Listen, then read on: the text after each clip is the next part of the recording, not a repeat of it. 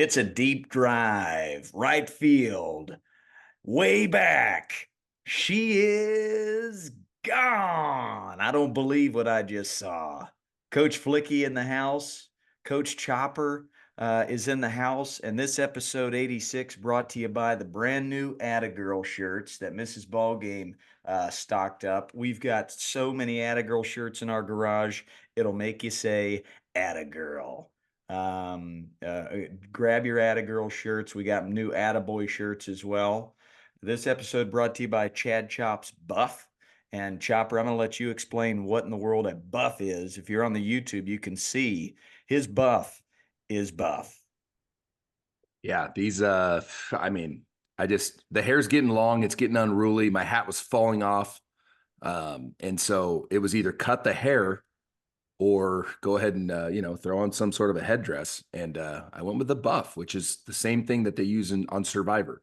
So that's the trivia question. If you wrote down buff for Survivor, you're gonna win a custom patchouli oil in a jar that I'm working on currently.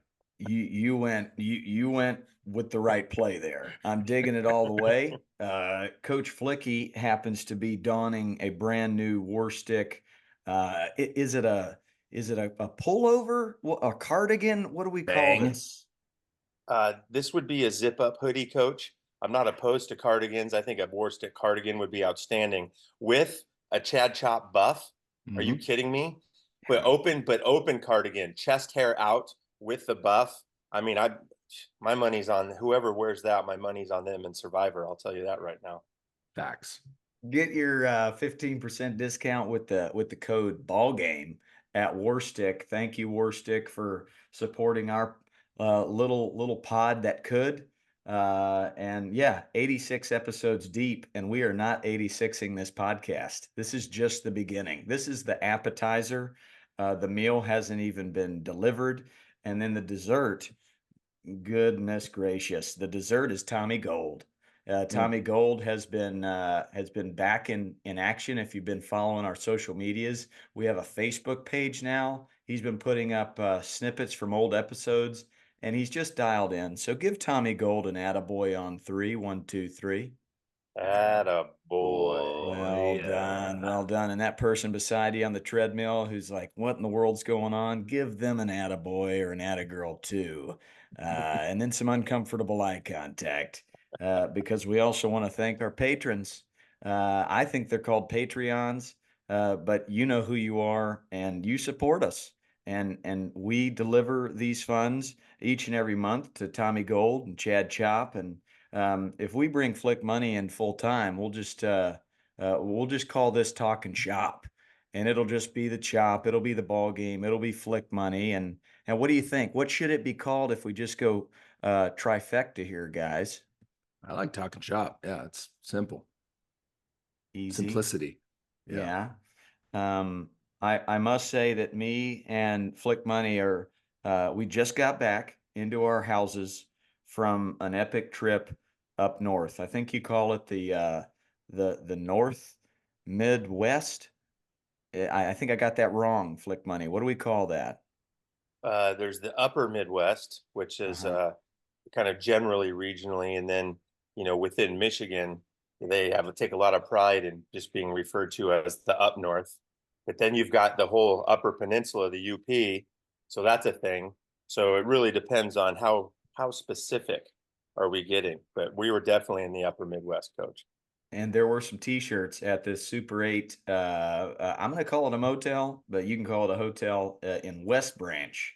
We drove 4 hours from the Detroit area up to Alpena, and we took a pit stop at a Super 8 in West Branch, and they had some up north swag going, and it was one of the cooler experiences I've had on the road. Yeah, we took a 4 hour drive, but it was a beautiful drive.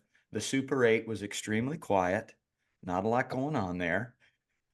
And Flick Money, I'm gonna pass the mic to you here in a second, and you can kind of give your takeaways from Michigan. But prior to Michigan, I went to Minnesota with friend of the pod, Coach DR Hitting. He drove 4 hours from Wisconsin, joined me in Lakeville, Minnesota. Atta Boy Coach Jim, who was our boots on the ground there. He's the mayor of Lakeville. Let's be honest. We weren't even supposed to be on those fields, and he just, I think he went to the governor of the state, knocked on the door, and said, "We're using these fields." And the governor was like, "Well, you're the man. You're the mayor. Go ahead." So, Atta Boy Jim, 100 kids there in Lakeville. Then the next night, Phil and Jeff. How about Phil and Jeff getting it done in Stillwater, Minnesota? I mean, you guys, you're tall, you're handsome, you're bearded, and you care. And I mean, I don't think there's anything else to be in this world than that. So, Jim, Phil, and Jeff, thank you in Minnesota. We broke bread and we broke ground. The Sandlot had never seen Minnesota, and I mean, we sold out. Bang biscuit. So thank you, Coach Dr. Hitting, for bringing the energy. It's got me thinking. I need to bring a force of nature to every town that can rove, and that's what the Flick Money did. Flew into Michigan, right into an Uber. The Uber took him to a. Where did the Uber take you, Coach? Coach, to initially to a Comfort Inn where there was some uncomfortable eye contact as I tried to figure out where is the Sandlot happening in this Comfort Inn right now. But it turns out we were about 6 blocks from where you were, so we got it squared away. Flick Money calls me. I'm in the middle of stretching, so we're doing our hamstrings, we're doing our high knees, and he calls me and he says, "Coach, you took me to a Comfort Inn. What room is this Sandlot in?" We got him there. Coach Ben in Rochester. Is it Rochester? Was there a Hills Sounds there? right. Rochester Hills is the town. Yep. The Rochester Raptors is the youth baseball organization. And of course, just to make it more confusing, we were actually with them in Warren, Michigan. Because we ran into some weather. So, as you do, you got to have an indoor facility as a backup on this tour. So, the indoor facility was over in Warren, but it was a great facility. We had Coach Good News over there, turning the lights on and making everything copacetic. An incredible turnout of assistant coaches as well. And then me and Flick Money we could run the show as we do. Coach Scott in Alpena, Michigan, you're a force of nature. You send out an email, and the whole town knows who you are. They trust you, and Scott wanted to make it extremely cheap, so he helped sponsor it to make it 25 ahead. Nice. As did Jim and Phil and Jeff, by the way. The leagues up there in Minnesota, they subsidized it so more people could attend. Coach Scott, you know who you are.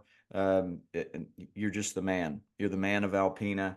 Had a great dinner with Coach Big Dog and Mr. and Mrs. Bays up there in Alpena. We love you. And then we closed it out with Matt in Detroit. And we call my man Matt in Detroit because it just sounds like somebody's calling into your favorite sports radio show. And they just, "Hey, Matt in Detroit, now calling in. How's it going, buddy?" He had to work tirelessly just to get this thing off the ground.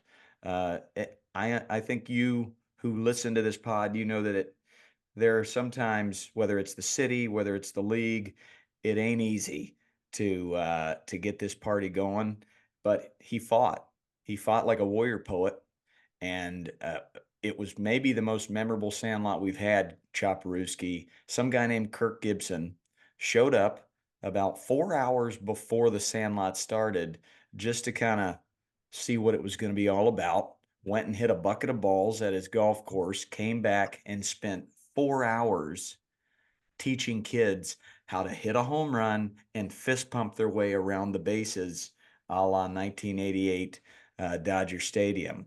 MLB Network showed up and documented it. There's going to be a great piece where the kids are emulating the home run and the trot, and some of the kids were actually doing the Vin Scully and the Jack Buck calls as well. So I can't wait for that piece.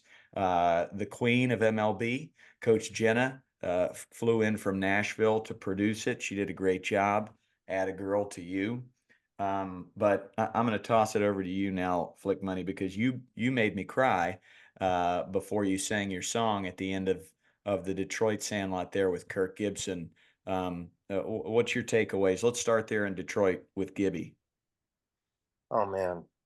Well, the I was 14 years old sitting in my living room with my dad during that 88 World Series. And my dad, the hero of my story, Jerry Flicky, was a disabled Vietnam vet. And he suffered a lot, man. He really went through a lot. And so the times when you could see him experiencing joy, I could count him on just a few hands or a few fingers. But that was one time when Gibby hit that home run off Eck. My dad lit up like a Christmas tree. And it was such a profound, like really, really four-dimensional, intense memory for me, that seeing Kirk Gibson come out and talk to kids, talk to them about what was going through his mind, how nervous he was, how scared he was. But the thing that I really took away is he said to himself, two things. He's big on visualization. So he said, I had already dreamed of this situation many, many times. I'd already seen myself hitting the home run many times. And then the other thing he really impressed upon them was, even though he felt the feelings of being scared to fail, he said, what I had to say to myself was, let's find out how good I am. He had to really engage that competitor inside of him and say, where would you rather be? This is a great measuring stick. This is an opportunity. Let's see how good I am against the best closer in baseball at that point, Hall of Famer Dennis Eckersley. And it was so incredible to see how that impacted the parents, how it impacted the kids. I just know how it impacted that 14-year-old inside of me. I was on the edge of tears for the whole 4 hours. And what a treat. So many good messages in there. And we'll break down some of the other things he said specific to parenting and coaching later on. But so grateful. Thanks for having me along, Coach Ballgame. Are you kidding me? No, special. And yeah, as you were on the verge of tears, I looked over at Gibby and there was a different look. He had shades on, but I could tell he was very moved by that. And another thing he talked about was the encouragement from his parents. He had parents that were very encouraging. And then the teammate aspect of all of the teammates that he just thought about in that moment of I can do this for my team. Uh, like I said, well documented by MLB Network, and it'll be a superb piece. But we could do a whole episode just on Gibby and that 4 hours that he spent with those kids.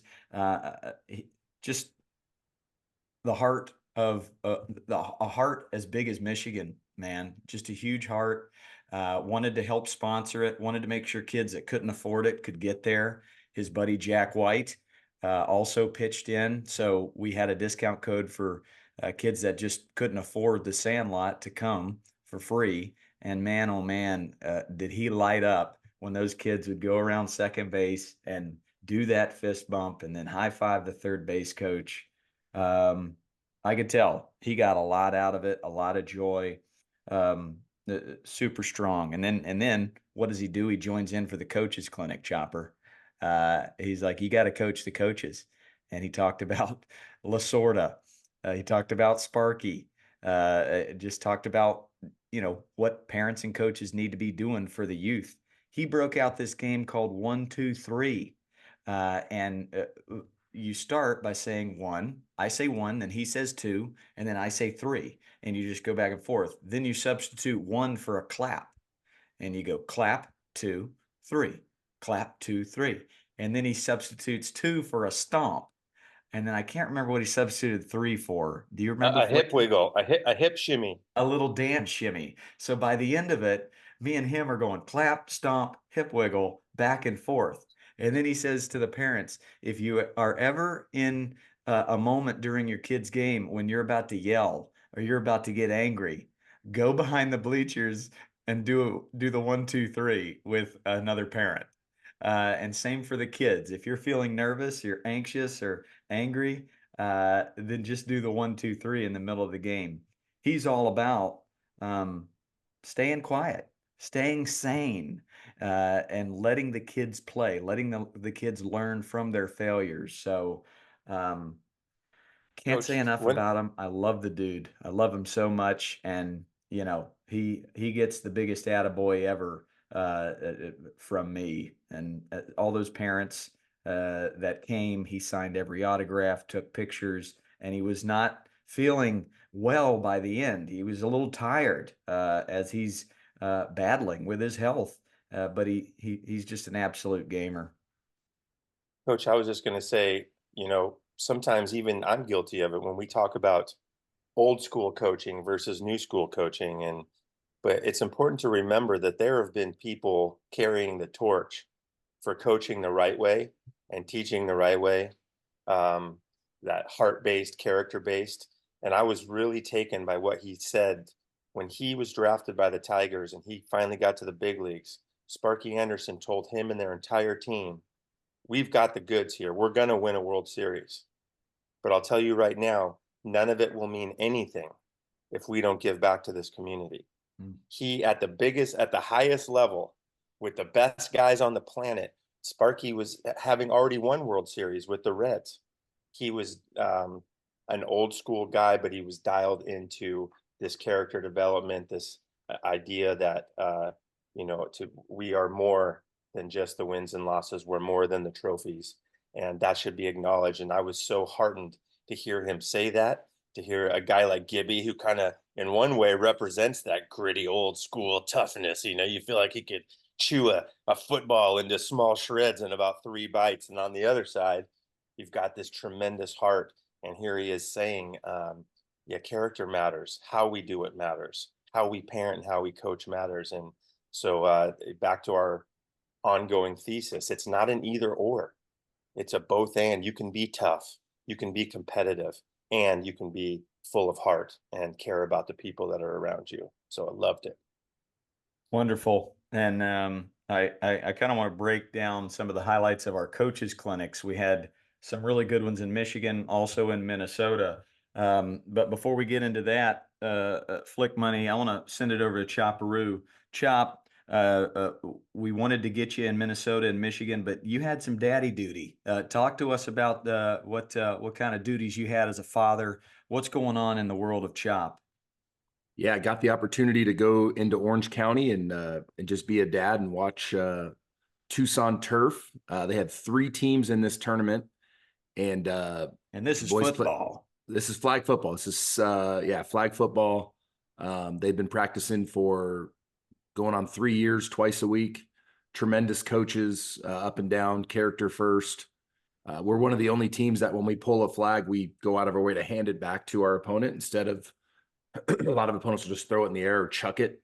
And so we're just trying to do it the right way. And the boys played awesome. Bo was outstanding. And yeah, it was really cool. It's fun to sit back and watch. So it was really enjoyable. I try to cheer for both sides. If another young stud makes a great play, we go out of our way to celebrate that as well. But the kids, the hard work paid off. Bo's group won their games an average of 33-0. They didn't allow a point. And Bo Chop won MVP of the tournament as the quarterback. So he had 17 touchdown passes in 4 games, which is pretty cool because he doesn't just have to make the good pass, but the receiver on the other end's got to make that play. And so it was cool. Yeah, it was really fun. And got to see my family, stayed at Chip Chop's house, and hung out with my brother. So it was pretty awesome. And I actually met your, I think, sister-in-law at Tustin Veteran Sports Park here in Tustin. I believe is she? Does your brother have a wife that possibly was watching some soccer at Veteran Sports Park in Tustin? Yeah, that would have been Sarah. Yeah, that would have been Sarah Chop, who won Teacher of the Year recently. She was nominated and won Teacher of the Year. She's a Come math on, teacher. Oh yeah, come on, yeah. Sarah So Chop, give her an atta girl, add big a girl to time. Sarah Chop. Add a Boy. girl, Sarah Chop. The Chop family just absolutely shredding right now. The Yeah, rest of everyone's shredded lettuce who comes in contact with a Chop right now. So really hot buff, right now. really So buff. hot right now. Chop Very salad. buff. Your ears had to be Chop ringing, salad. chop salad, because me and Flick Money were talking about this byproduct of winning and great things happening. You're prioritizing the right things of joy, love of play, character, and in that flag back. And then we were having a laugh over the fact that, and oh yeah, I think we're like 34-2 right now, without even knowing it. And, my kids got 17 touchdowns in 2 days without even realizing it because you're Yeah. not focused on that. So, what kind of freedom has that created for Bo and Mike and the boys, knowing that their priorities and their accomplishments are disattached to your joy? It's a cool thing. 100 Pence, I saw something that was posted recently on Instagram where he talked about this specifically. And I'm trying to bring this into our Little League group because it's important that you don't become enslaved by results. So Hunter talked about this where he pre-thought how he wanted to feel in the box. I'm confident, I'm calm, I'm precise. I love the game. And in all these, like, and I spent a lot of time with Hunter, but his vibe, Flick Money, his vibe, dude, he brought this vibe. He would manifest and he would bring all these things. And he wouldn't just manifest the result, he would manifest the feeling. And so he was never willing to get off this feeling of pure love for the game. And that's powerful. And if you have a pure love for others, and that doesn't mean you're soft, it is the both and. Hunter's thing was because I respect and love you as an opponent, I'm going to be the very best, toughest version of myself because that's going to have you raise your level. And it's a respect thing. If I love and care about you, I'm going to be the toughest version of myself because that's going to make you better. You're either going to beat me or you're going to learn and grow from competing against an immovable force. And that is the power. That is the power. A scholar salute for that. But no, for our kids, and then they have a hard time at a young age turning off the compete. But it's like the second that game's over, you dust yourself off, you help your opponent up. And if they beat you, you commend them. And if they didn't, you still console them and tell them how great of a job they did. And that is true competition. So it's really fun. We lost a game over the weekend, our Little League, and that's our first loss of the season. And we had one of our kids throw his glove because he doesn't play. He's never played, but he's seen it on TV, I'm sure. And so we're like, whoa, no. Like, great game. The other team walked us off. We scored 1 in the 6th. They scored 2 to beat us. Celebrate them. That's awesome, And so it was a cool teachable moment for kids that haven't been in our circle of influence a whole lot of like, no, that's not how this thing goes. Like, great job by the other team. Like, they faced a really tough pressure-filled moment and they responded, and that's awesome. And so just trying to spread that message, dude. It's tough because people see what they see on TV and they don't really understand what it is, but that's our job as coaches. Bang biscuit. Oh, I love that. And man, go listen to the 100 Pence episode, folks, if you haven't yet. And if you want to just listen to the preacher preach, I mean, they call him the preacher for a reason, and he is a vibe. Even over the Zoom, he was vibing. But yeah, you're gonna go to battle for that coach that unconditionally loves you and has an ability to be vulnerable and apologize when need be. You're going to go to battle for a teammate when it's not just winning that matters. When it's a both and. So, um, big fan, big fan. Flick Money. We had some very memorable moments during the Sandlots in Michigan and in the coaches clinics as well. Let's start with the Sandlot pieces. The obviously the mechanics of each Sandlot are the same. We greet them. They create a bag line, they create a glove line, and I start dishing out nicknames, as does Flicky, as they come right in. Questions are being asked, trust is being built, a safe environment is being created right out of the gates. And before we say anything about baseball, it's human connection. And then we split them up into small groups. And we had all sorts of fun games going. We had sandlots using tennis balls, volleyballs, banana ball. We had hitting stations, throwing catch stations. I had a base running station so I could really dial in everybody's nickname and connect with each and every kid. But in those Michigan Sandlots, Flick Money, standouts, takeaways for you. Well, you tell the Roberto Clemente story with such brilliance, and you gave me a shot at it, and I didn't want to try to upstage the master, but I brought in my experience in the Dominican Republic, which has some of the same um, teachables and same beautiful components. So we made that one game in Alpena that was outside of the building. Most of our sandlot was indoors because it was about 38 degrees when we started it, but outside we did make a sandlot game, and it was in a drainage catchment area. There were, some of the good old boys that dropped a few beer cans over the years out there. There was a hill right behind shortstop, sand, dirt, twigs, a couple trees randomly interspersed, and we played a heck of a sandlot game out there. And when I ask the kids, you often get, yeah, we love playing the games, but specifically, some of the kids really thought that was cool to play in a gritty, tough place that had none of the amenities of modern life, just a bat, a ball, and some kids playing a game, and they loved it. It was the most popular. We asked all 100 kids, what was your favorite station? And I was thinking, maybe we'd get some volleyball, baseball, or coach ball games nickname, or hitting wiffle balls, trying to hit the coaches. 90% of them said that outdoor Dominican Republic game where they were, jumping over weeds and things like that. So, yeah, love that one. What else, Flick? One thing I was going to shout out, this had less to do with the mechanics of the sandlots, but in Alpena, that's the highest percentage I've ever seen of girls come. I don't know. I don't know what the numbers shook out to, but I'm going to guess it was about 40, 60, 40. And those girls came to play, and just love where the wave that's cresting in youth sports for girls, the opportunities now being a girl dad. I know you're a girl dad. It was just really heartwarming. And not only were they were there to compete. They were there to get after it. And those girls flat out did get after it. They could smash. So that was also really encouraging. I got to spend some time watching them go through the different stations, and they were serious about ball.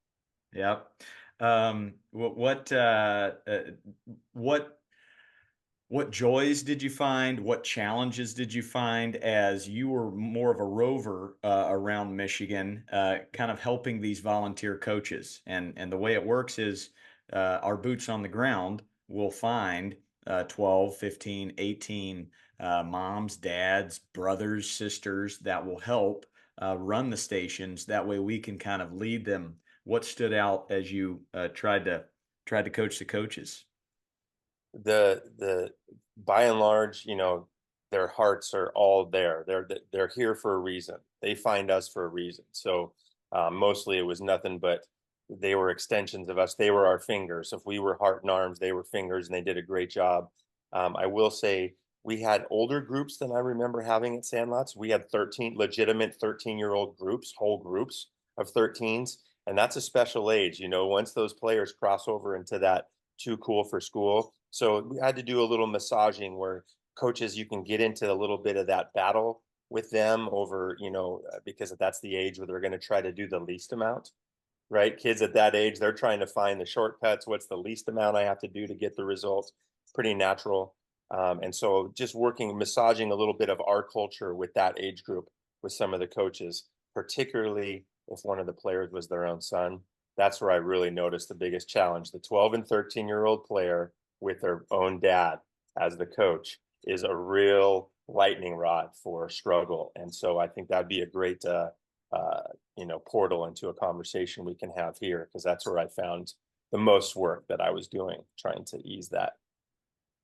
Yeah, Shopper, that is your world. What nuggets have you found? Is there a holy grail in that dad son battle of who's in charge? Yeah, there is. And what I've landed the plane on is what we learned from Coach Duke Baxter, which is you shouldn't be able to tell, an outsider shouldn't be able to tell who your son or daughter is. And so we give so much grace to every other kid. I know I do. I give unlimited amounts of grace with every other kid, but with And my I'd own, say I have the shortest specifically fuse. with that age group too, Oh like yeah, because oh man, I used to be 13, I used to be 14, so totally. I show even more grace to that teenage group because I'm like I definitely made bad decisions when I was that age. Yeah. So if you can look through that lens as a coach of like, yes, this is my son or daughter, but if I have to constructively criticize, I'm going to do it one-on-one. I'm going to call him in close. And you know what? It's really cool because you're dad. So you can, I did this with Bo. He's not that age yet, but I had to call him in on a practice and I called him in really close. which I would have fired up and everyone would have known real quick, oh, that's his son. I called him in close. I said, dude, I love you. Come on. Like, we're going to be on a field that has bad hops, right? Yeah, Dad. So we can't make that excuse. Find a good hop, hunt your hop. You got this. I love you. And it's great. And I think I gave him a big hug. So like they would only know because coach gave that kid a big hug. That's probably his son or daughter. And that was the only determining factor. But moving forward, that's my goal. And you know what, guys, if you don't have something nice to say, bite your lip, bite your tongue. Don't say anything until you can say something good or kind or nice. Had that over the week, a couple weekends ago with the pups. We had 9 walks, 3 hit by pitch in the same half inning. And so, and dude, that's multiple pitchers. Yeah, big wow. That's multiple pitchers because after 2 walks, I'm bringing in a new pitcher. So that was across the board. We've never had that. So after like the 7th or 8th walk, I was fresh out of like, hey, take a deep breath. Hey, win the moment. Hey, you got this. And I just had to get a little bit quiet, which was okay. It's infinitely better than the other thing, which was all my thoughts of like, this is not us. Ended up fighting back. We gave up 11 runs in that half inning, which makes sense with all that. Came back and fought back. We lost 11-9, which was awesome. After the game, I called them in real close and said, boys, that's completely out of character. So I'm not worried about it. That's an easy one to get over. Like that'll never happen again. That was a weird thing. And it wasn't us. And I'm not even going to think twice about it. I'm going to control, delete that and send it packing. The moral of that story is for coaches. Sometimes being quiet is perfectly acceptable. I didn't have bad body language. I just took a deep breath. My assistant coach was able to kind of read the moment and infuse the positivity and keep that message going. And I was just getting a little bit internal until I could get positive again. And then I was able to bring him in and say something nice, but be quiet if you need to. We talked a lot about your notepad that you keep in your back pocket. And, as we circled up with all the coaches after our sandlots, that topic of coaching your own child, or just being able to calm yourself in the heat of the moment when you walk 9 kids in a row or something like that. And the notepad is a brilliant, simple thing, man. And you've got, I mean, if you're watching on the YouTube, my man's got it. He's got it dialed in with a pen, with a clipboard. And instead of yelling, "You stink," or "Come on, man," if you can just quietly pull out a little notepad and the only sound you hear is that, I bet the kid's going to perform better in the moment. I bet they're going to listen to you the next day constructively when you can read that note in a calm way. But yeah, every city we've gone to, we hit that topic of how to coach your own kid. And I asked the question, has anybody found the Holy Grail? Anybody got the secret? And it's a resounding no. Please help me. So I do think Coach, that, yeah, Flick I Money. was going to interject. I think with this 12 and 13-year-old age, which makes it particularly, there's a different flavor to it. And what I've noticed is there's a little bit of I think once we go through puberty as grown men, we kind of forget the different stages and what they feel like. But there's a sense, remember, we were in Michigan. This is the absolute heart of that old school, tough American work ethic. We build cars, right? The timber. The town that we were in is one of the biggest cement producers in the world. These are hard working folks. And so what they see, these dads see with their 12 and 13-year-old boys on the field. Am I on here still? What they see with the 12 and 13-year-old boys on the field is when that middle school cool hits, that kind of like, I'm going to start pushing away from some of that my dad's been grinding on me about as a natural part of my adolescent, right, move towards adulthood. I'm pushing away a little bit from parents. They internalize that so deeply as like, it means that I'm failing as a father, that this kid, it looks lazy to me, that maybe they failed and they walked onto the field, right? So now they internalize it as something about who they are as a person, and not about a choice that they're making in a moment that has multi-dimensional, right, influences in it. So that was one piece that I think it's not necessarily performance based. It seems to me to be effort based stuff that's really driving some of these relationships to be very strained. Mhm. And then also the choices by the coaches then to not criticize privately, but they're doing it very publicly and loudly, shaming their own kid in front of everyone, that kind of thing compounds it. But if you've got any medicine on that, Chopper, how to work with these boys at the age where effort is not cool, it's cooler to kind of coast a little bit. What do you got on that as a culture builder? Yeah. So fortunate that I've been able to have kids starting at like 9 and 10. So we don't have that because it flows right in. And yeah, they get to that age, but they know the expectation. The culture's been set. Now we do run into that in camps.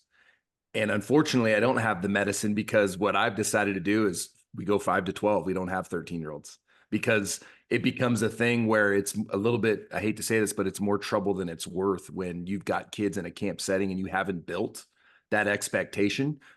They become kind of the focus, or you can bring them in as your assistant coach and let them go, but they're too cool. Mom, dad, or grandma forced them to go, right? Because it's summertime and they've got no childcare. This is my experience, and we've had kids stealing. It's been an issue, and so we've decided, Coach Ballgame, you can speak to it, but we go 5 to 12. We don't do it, which is unfortunate because that is that group that is through Little League before high school. It's a really important age. But I don't have the medicine for it unless I've got my kind of culture and standard from them at a younger age. So I have that relational equity to hold them to a standard. And they know I love them and care about them. It's hard to do with a stranger. I'm with you, man. I mean, I one of my favorite aspects of camp and Sandlots is turning these campers over into coaches. But the culture's been built. They've grown up from the age of 5 into this culture of Flick Money giving them a nickname, Chopper teaching them about character at the highest level, and me just putting that unconditional love on them. So when they turn 13, they know exactly how to communicate and what the expectations are. When I have an outside 13 or 14-year-old come, that's when it gets a little tough, and that's when I have to use my own advice and pull my notepad out and be calm. So I think the remedy is start them early in a culture where it is positive, fruitful, kind, thinking of others, outside yourself, selflessness, and then watch that turnover. Because when I have Coach Benji, who's now 15 years old, who started when he was 5 in my camps, being one of my best coaches, and I declare this guy used to be your age. All those 5, 6, 7, 8 year olds, they're like, "How old do you have to be a coach?" I want to be that. I want to be that coach. So I will also say this: it's never too late to right a wrong. Let's say you are a little hard on that 13-year-old or that 12-year-old. Let's say that effort is just really eating you up, and it eats me up when my girls are disrespectful or not showing effort. But it's never too late to to come into the room and just say, you know what, dude, I'm sorry. I have been overreacting. Now, I'm not saying that your behavior is a thumbs up, and I'm not saying it's okay, but I'm also saying that my behavior is not okay, and I want to apologize. And that vulnerability, I think we've created a vulnerability salute for all of our parents and coaches. That might be the medicine. That might be the secret that at least creates this two-way street to where instead of the kid just pushing you away even more because now they're a young man or a young woman, you can come in and say, "My bad, dude. I have not Yeah. been leading by example." Yeah. And a litmus test. I said this to 2 different dads on this trip in Michigan. The litmus test is if you're coaching them is not bringing you more in love with each other, and you're trying, you're working at tools, you're bringing stuff, but for whatever reason it's just not going, I would highly recommend you ask yourself this question: is it worth sacrificing the parent capital that I'm going to need when they're 15, when they're 16 and start driving, when they're 17 and there's, alcohol and drugs around. I may only have so many parenting bullets left in my holster where they're really going to hear me. If I blow it out now, screaming at them and in power struggles at 13 about baseball practice, they may not be able to hear me when I really need them to hear me. So the litmus test is, if it's not bringing you closer, is it worth sacrificing that capital, those bullets at this stage? You might have been your kid's coach from 6. It might have been great from 6 to 12. But if you're feeling that big resistance and it's causing strife at the dinner table and it's not bringing you closer together, then maybe that's the universe's message. Maybe it's time to hand it off and let someone else step in and be that other voice, so that you get to be dad, so that you guys get to fall back in love and go fishing and do other things together. It may not be for every single father and son that being their coach all the way through is the best choice. Yeah, for me with Michael, I had him 13, 14, 15. I had him as a freshman. And then now he's at a different school with a different coach, and I'm just dad.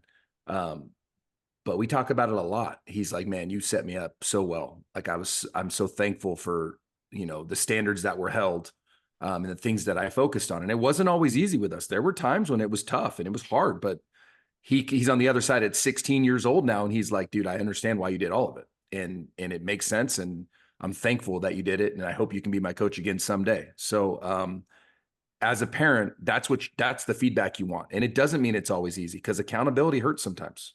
It's hard, it's tough, but you have to have enough of that love that has been shown, that relational equity in the bank account, to where when you have to hold them accountable. And the term we talk about is, in those moments when you don't like me, don't ever forget how much I love you.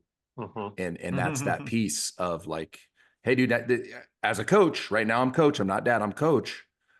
It still takes what it takes. And what you're doing right now is not acceptable. You'll understand it on the other side of it. So yeah, really good. Yeah. Well, and I think, Jimmy, I remember you talking about asking them the question. If you really don't know, here's the entry point to the conversation. I'm the dad. I'm coaching my 13-year-old. It's not going well. My 12-year-old. There's struggles. The car rides are uncomfortable. The dinner table's uncomfortable. Mom's now uncomfortable because she's feeling torn between her baby and her partner. And maybe the conversation is that, maybe it's a question. How do you want me to be as your fan? How would you like me to be as your coach? I can't say I'm going to necessarily be it, because I have to hold some common standards. But maybe the entry point, though, is just to ask and get some input from the child. Like, hey, Dad, I don't think you realize it, but you're a yeller. That energy is so loud, and I'm at the point where that's, for me, especially on game days, I'd prefer not to hear that. You know what I mean?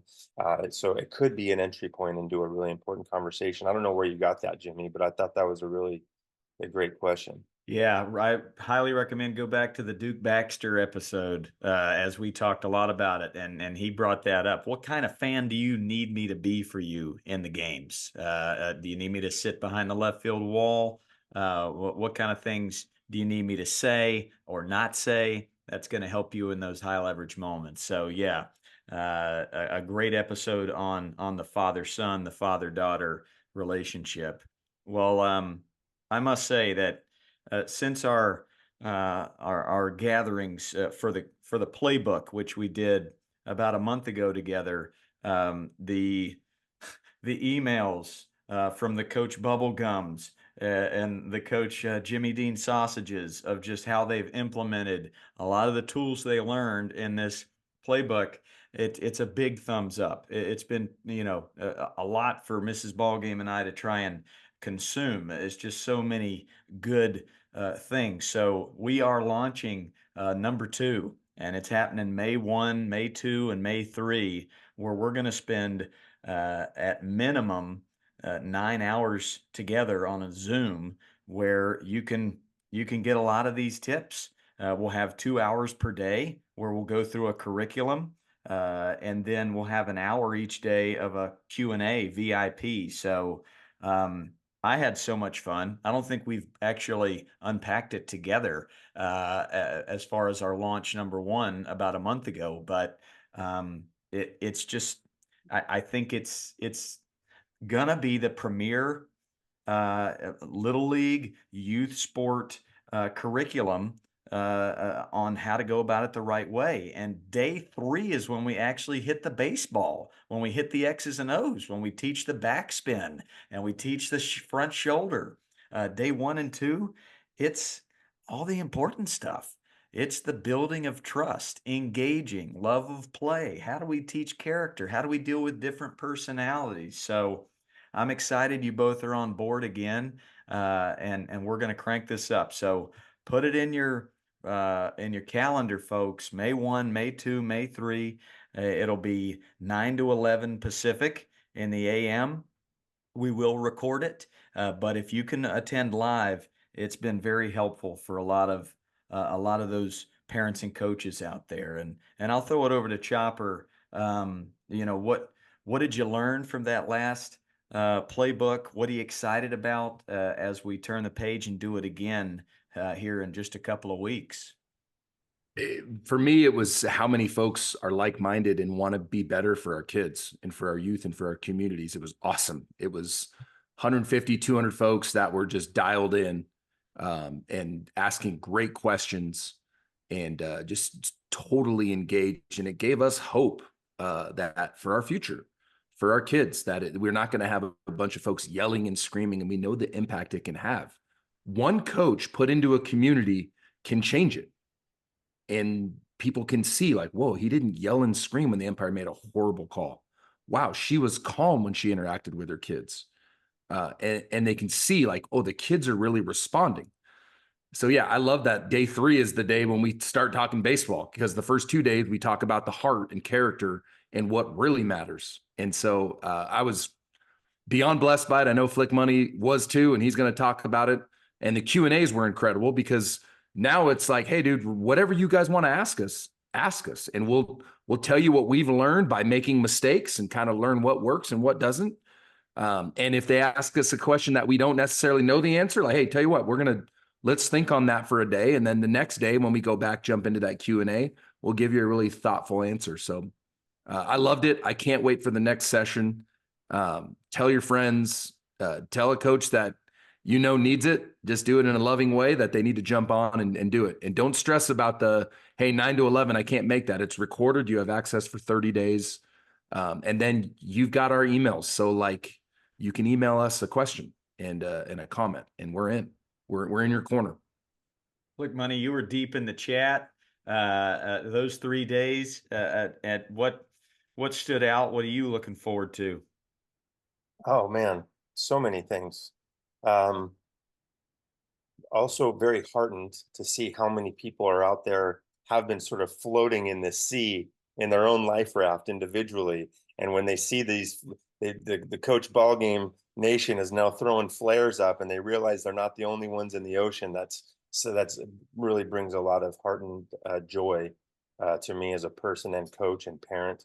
So I love that. Some of the questions, you just, one that's a top of mind, coach. I feel like you just texted us one that had to do with the coach who is coaching a little older kids. Seems to be a theme today. And the kid chose to leave the team because he wasn't getting the playing time he wanted, and he wanted some guidance as to how do you talk to kids. Maybe what's the right level at which you start to talk about, okay, playing time's not going to be equal here. We're not 7 or 8 now. We're now 15, 16, 17, and so not everyone's going to get to play, but not everyone's going to play equally, and not everyone's going to play the position they want, I guess. So I'm throwing this back to you guys. This is one question I'm interested in learning from both of you. What do you think? Where's the right time to do that? When's the right time to do that? And then how do you do that in a way that you hopefully don't drive kids away?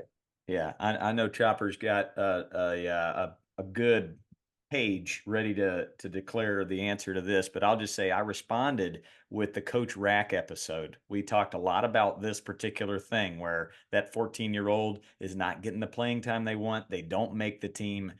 What do you say to that kid to not bury them? So go back and listen to that episode because me, Chopper, and Rack, we hit that topic pretty hard. Yeah. What do you got, Chopper? And I'll read it because I had it fresh. Got a young man, great young man. He didn't like his limited playing time.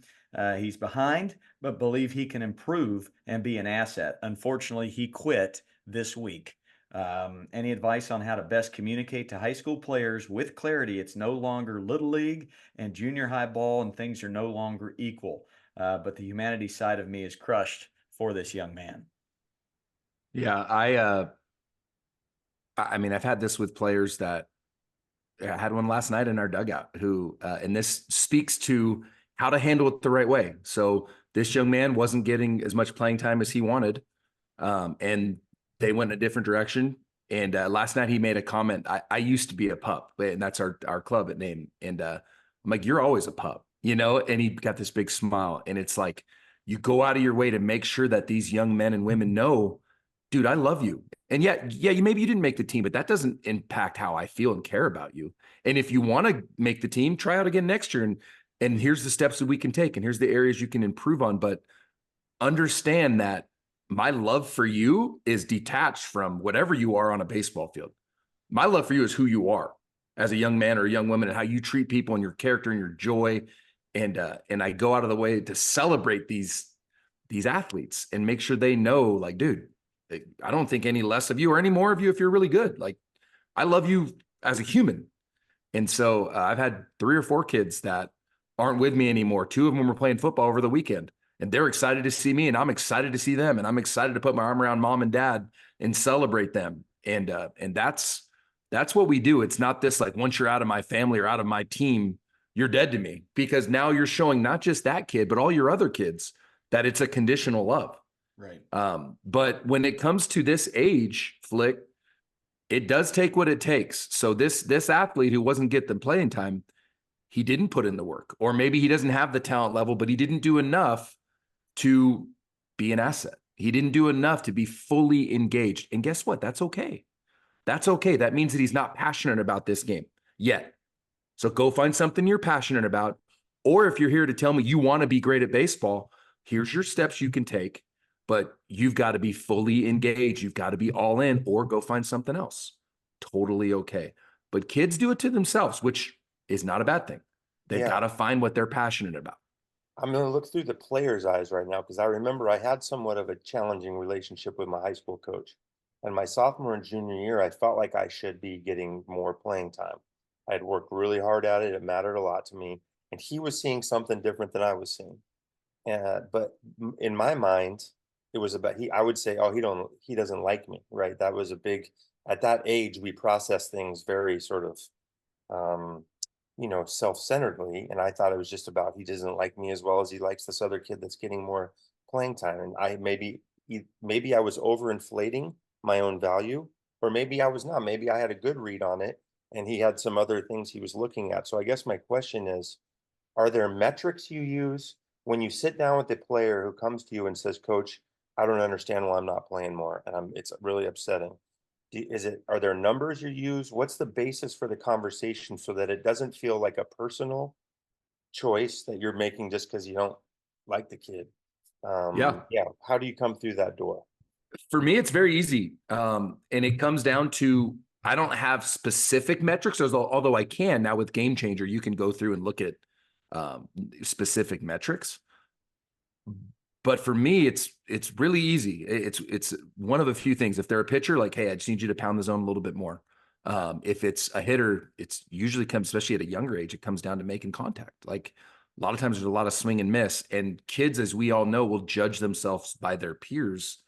Sometimes that's not a fair judgment. It's like, no, dude, don't compare yourself to so-and-so. They're at a different part of their journey than you are, but you can be maybe better. Like that. It's not you versus them.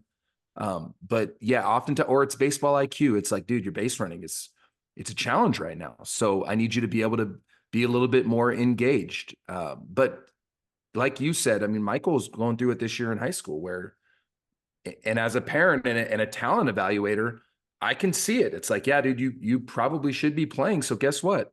Go talk to your coach. Go have the courage to go talk to your coach respectfully and say, Mr. So-and-so, what do I need to do to get on the field more? it also tells that coach, guess what?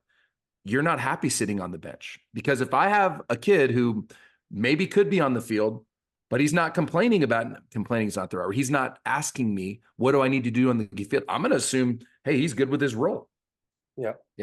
I'm not with him at home when he's really upset and hurt and sad. I'm seeing him at the field when he's giving me effort and X, Y, and Z, and he's not.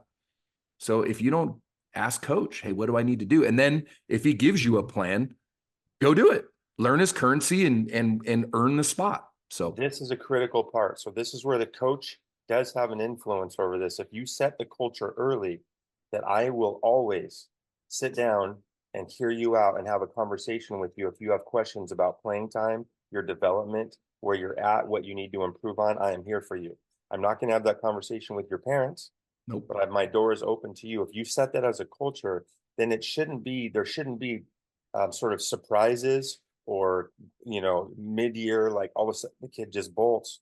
Like hopefully there will have been some of that conversation so they know tangibly what they need to work on, and they're in that goal setting mindset and working towards getting that more playing time. So I think that's one thing coaches can do early on, just head some of this off. We when I was coaching high school the last couple of years, we would always have our end of the year meetings. And so we would have strengths, we would have areas of growth. We would have what they did that year with all their metrics, like you spoke of. We'd have all the metrics. Then we'd have what we expect for next year with metrics, and just teaching them to set goals and dream individually and as a group. And so there's a lot of power in that too. And notice how we phrase it. It's not strengths and weaknesses. It's strengths and it's areas of growth. So even in that, I learned that from the Dodgers. So I saw that. I'm like, oh, I love how they phrase that. But you can tell them even going into an off season, hey, we got to get a little faster. We got to make a little bit more contact. We got to do a little bit better job getting the guy over. We can work harder on our base running. You can get arm strength. We can long toss, and we can do a better job of hitting our cut. So now you give them the tools and kind of the areas where they're like, all right, bet I'm going to work on this.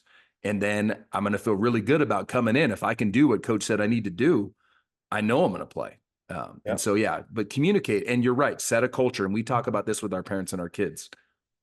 If your athlete's not playing, mom and dad, you don't get to come and complain. Ask your son or daughter. They know, and they're going to run the meeting. So if there's an issue early in a season or mid-season, they can come. They're going to run it, and they're going to ask the questions and get the feedback. But it will not be coach versus mom and dad, because first of all, they have to learn how to kind of fight for themselves and navigate that with a boss. And this is a safe space where we all love them. So let's let them learn how to do it and go that route with it. Yep.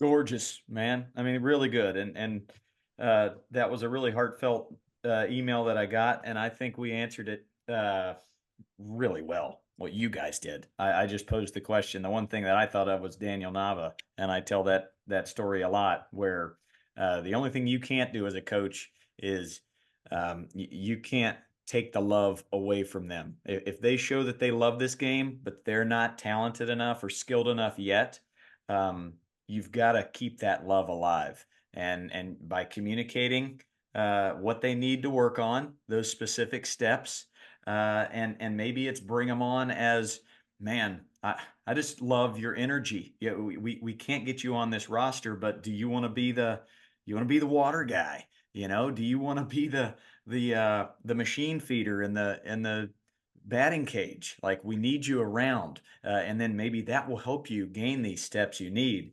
That Daniel Nava story, go look it up if you don't know, but it as inspiring as it gets. The first to ever hit a grand slam on the first pitch he ever saw in Major League Baseball. He didn't play in high school. He was a water boy and a laundry guy in college. And then something good happened. And if you look at that story, was it the coach or was it Daniel Nava? And that's what I would say to this email is like, sometimes as coaches, we think we failed. It's like, no, the onus goes on the athlete, and they're the ones that get to decide, do I want to double down on the process or do I want to go find something else? So Daniel Nava was told he wasn't good enough, but guess what? He brought an energy where his coach said, absolutely, I want you around. I need you around. And Daniel Nava wanted to be around. He didn't quit. He wanted to be there. And when he was told no, is there anything I can do? Is there anything I can do? And he never gave up. So I think there's a lot of power in that as coaches of you do the very best you can. You encourage kids, but you're going to have kids that quit. That's okay. Love them through that. Hey, let me know how I can help you. If you want to keep playing and we don't have a spot for you, can I call another coach on your behalf? Let me tell them what you bring. I'm so in your corner. And I'm sorry I don't have a spot, but like if you want to keep playing, let me help you do that. But for kids, be an asset. Have high baseball IQ. Give good effort. Be a great teammate. Be that kid where if you strike out, you come in and tell Flick Money, hey, dude, a lot of arm side run, more than it looks like. Maybe get off the plate of hair. Coaches see that. Like, dude, this kid, man, James Lowe, this guy, he hasn't gotten a hit in a month, but he's the first guy to practice with energy, and he makes us better. He's an asset. I don't want to go through a practice, a game, a win, or a loss without this young man. You can control that as a kid.